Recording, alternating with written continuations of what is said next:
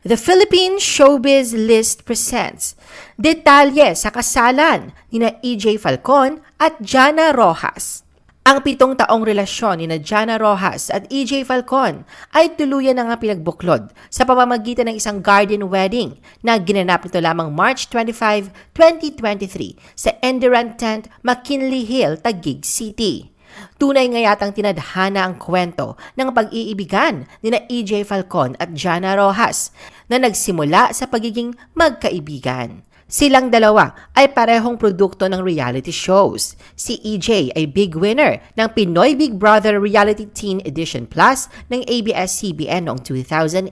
Samantalang si Jana ay mula naman sa Starstruck Season 3 ng GMA7 noong 2006. Ngunit hindi tulad ni EJ na namayagpag ang karera sa showbiz ay maagang nawala sa sirkulo si Jana. Matatandaan na noong huling bahagi ng 2016 nang mapaulat ang pagkakamabutihan ng dalawa. Nag-ugat ito sa Instagram post ni EJ kung saan makikita sa isang larawan na magka-holding hands sila ni Jana habang nasa bakasyon sa Japan. Magmula nga noon ay paunti-unti na silang nagbibigay pasilip sa masayang takbo ng kanilang buhay pag-ibig. Aminado sina EJ at Jana na nagsimula sila bilang perfect strangers hanggang sa best of friends. Katunayan, unang nagtagpo ang kanilang mga landas sa isang housewarming sa Pansol, Laguna. Hindi umano nila naisip na magiging malapit sila sa isa't isa dahil sa sobrang magkaiba daw sila. Ngunit sa lumipas na panahon na nagkakasama sila ay sobrang kaligayahan daw ang kanilang nararamdaman na kinalaunan nga ang kanilang pagiging magkaibigan ay nauwi sa pag-iibigan. Bagamat low-key lamang sina Jana at EJ sa kanilang relasyon ay hindi naman sila nangiming ihayag sa publiko ang pagtatangi nila sa isa't isa. Secret to long-lasting relationship. Habang tumatagal, ang relasyon ni Jana at EJ ay isa sa mga showbiz couple na masasabing tahimik lamang at malayo sa intriga. Ito rin daw ang pinakamatagal na relasyon ni EJ sapagkat ang mga nauna-umano niyang pag-ibig ay ilang buwan lamang ang tinatagal. Ayon kay EJ na masasabi niyang ang sekreto sa pagtagal ng relasyon nila ni Jana ay dahil sa pareho nilang iniintindi ang isa't isa. Madami na rin daw silang napagkakasunduan at may tuturing niya pa raw na match made in heaven silang dalawa. Lahad pa ni EJ na kung ano ang kanyang kahinaan ay doon naman malakas si Jana at ito umano ang nagpapaalala sa kanya sa mga bagay-bagay. Kahit ang pagsiselos daw nila sa isa't isa ay na-outgrow na rin nila. Maliban riyan, mahalaga din daw sa kanila ang pagta-travel sa loob at labas ng bansa kung saan isa ito sa naging bonding nila. Ito rin daw ang isa sa nakatulong upang mas mapatibay at mas mapatatag pa ang kanilang relasyon sapagkat dito raw ay lalo pa nilang nakilala ang bawat isa kahit na araw-araw na silang magkasama. The engagement. Ang pagpapakasal na nga lang ang kulang sa relasyon ni Jana at EJ na hindi na questionable pa ang tinakbo ng kanilang samahan sa lumipas na taon. Matapos ang 6 na taong relasyon nila Jana at EJ bilang magkasintahan, kasabay na pagsalubong sa kaarawan ni Jana, kinuha ni EJ ang pagkakataon upang alokin ito ng kasal. Nangyari ang nasabing engagement noong gabi ng August 21, 2022. Ayon sa ulat, ang orihinal na plano raw talaga ni EJ ay mag-propose noong umaga ng August 22, 2022 sa gaganaping flag ceremony sa Kapitolyo ng Oriental Mindoro kung saan si EJ ay nanunungkulan bilang vice-gobernador. Ngunit hindi na raw makapaghintay pa si EJ kaya ginawa na niya ito bago mag-birthday si Jana. Sa gitna ng handaan, idineklara ni EJ ang pagmamahal para kay Jana at saka lumuhod at inilabas ang engagement ring para rito. Hindi naman napigilan ni Jana na maging emosyonal at buong pusong tinanggap ang alok nitong kasal. Samantalang, bakas naman ang sayang nararamdaman ni Jana sa panibagong chapter ng kanyang buhay kasama si EJ na maituturing niyang pinakamagandang regalong kanyang natanggap. Lahad niya, in God's perfect timing, I have had 32 birthdays in my lifetime, but this so far has the best gift ever, the gift of forever.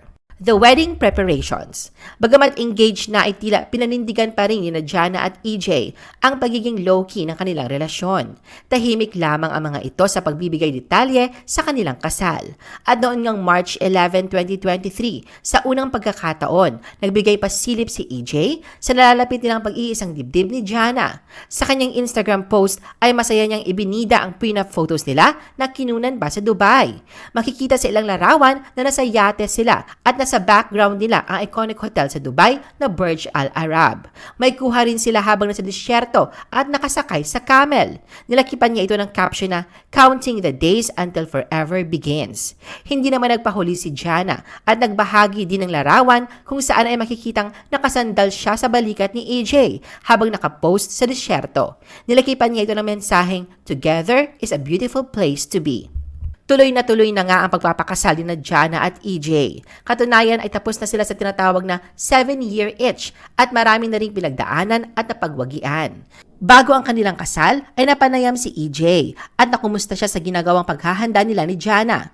Pag-amin niya, naroon ang konting tensyon at aminadong nakakapagod ang preparasyon pero anya sobrang worth it naman daw nito. Binunyag din ni EJ na sa isang syudad sa Metro Manila nila na piling ganapin ang kasal imbes na sa probinsya niya sa Mindoro. Paliwanag ni EJ na karamihan daw kasi sa mga bisita nila ay taga Maynila at mahihirapan ang mga ito na bumiyahe. Bago daw ang naturang desisyon ay kinausap muna nila ang kanilang mga bisita mula sa Mindoro at excited ang mga ito na magtungo sa Manila para sa kanilang kasal. Dito ay natanong din si EJ kung ano ba ang something special kay Jana. Anya, ramdam na ramdam niya ang pagmamahal nito sa kanya at tanggap na iba ang mundo ng showbiz. Palagi raw nitong iniintindi ang kanyang trabaho at nandyan lang sa tabi niya sa kabila ng mga pinagdadaanan niya sa buhay. Dagdag pa niya na lahat ng hinahanap niya sa isang partner ay nakita niya kay Jana. The exchange of I-dos. Unforgettable ang naging entrance ni Jana habang naglalakad sa aisle sa suot nitong MAC tumang wedding gown na siyang lalong nagpalabas ng kanyang natural beauty. Ang solemn Christian ceremony ay dinaluhan ng mga showbiz personalities at mga kilalang politician. Ang gobernador ng Mindoro na si Jomelito Dolor ang tumayong best man ni EJ, samantalang ang kapatid naman ni Jana ang nagsilbing maid of honor. Matron of honor naman ang celebrity dermatologist si Dr. Sheena Angeles. Naroon din ang Starstruck Season 3 batchmate ni Jana na si Jackie Rice na bahagi din ng Team Bride.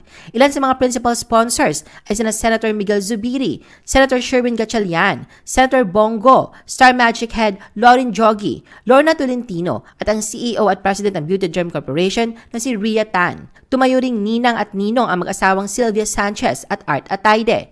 Kabilang din sa entourage sina Alger Abrenica, Jake Cuenca at Joseph Marco. Ilan pa sa mga bisitang naroon ay sina Nico Natividad, Arjo Atayde at Kit Kat. Naroon din si Bugoy Jello na siya nag-perform sa wedding reception. Isa sa naging highlight ng Garden Wedding ay ang kanilang kissing scene na tumagal ng 10 segundo habang tumutugtog ang kantang Till I Met You. Si Jel Madela naman ang nagsilbing wedding singer sa naganap na kasalan. The Wedding Vows. Isa din sa kinakiligan sa nasabing seremonya ay ang wedding vows ni Jana at EJ na sila mismo ang personal na sumulat. Bungad ni EJ ay paulit-ulit niyang sasabihin kay Jana kung gaano niya ito kamahal. Anya ang kanilang pagpapakasal ay simula pa lamang na maraming masasayang moments nila. Alam din daw niyang hindi ito magiging perfect, marami pa ring challenges pero kakayanin nila itong magkasama. Ayaw namang mangako ni EJ na magiging perfect husband siya dahil sa alam niyang maraming pagkakataon na nawawalan siya ng oras kay Jana dahil na rin sa kanyang trabaho. Alam din daw niya na darating ang pagkakataon na meron silang hindi pagkakaunawaan at may mga oras na mag-aaway sa mga bagay-bagay. Pero tanging hiling lang ni EJ kay Jana na sa mga oras na yon ay huwag siyang bibitawan. Sa wedding vow naman ni Jana, nagpabatid siya ng labis na kaligayahan dahil sa pinakasalan niya ang kanyang best friend at love of her life. Ayon kay Jana, nagustuhan niya si EJ dahil sa kabutihan ng puso nito. Pinasalamatan din niya si EJ dahil tinupad nito ang matagal na niyang pinagdarasal sa Diyos. Ang makahanap ng taong mamahalin siya ng buong buo at ng taong makakasama niya sa hirap at ginhawa. Pinangako naman ni Jana na hindi siya magiging perfect wife pero susubukan daw niya ang best niya na maging perfect para kay EJ at sa magiging babies nila. Humirit pa si Jana sa pagsasabi kay EJ ng, "Oh, babies, bawal laging sabihing pagod. Kahit isa muna, try din," na ikinatawa naman ng kanilang mga bisita. Tinapos ni Jana ang kanyang mensahe sa pangakong habang buhay niyang mamahalin, rerespetuhin at sosuportahan sa lahat ng kanyang mga pangarap sa buhay si EJ.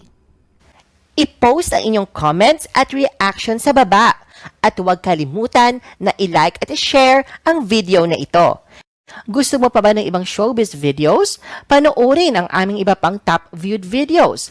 Para sa aming mga YouTube viewers, pumunta lang sa description ng video na ito o i-click ang link sa itaas ng screen. Para naman sa mga Facebook viewers, ay maaari ninyong hanapin ang mga link sa comment section ng video. I-follow nyo din kami sa Facebook at mag-subscribe sa aming YouTube channel. Thanks for watching!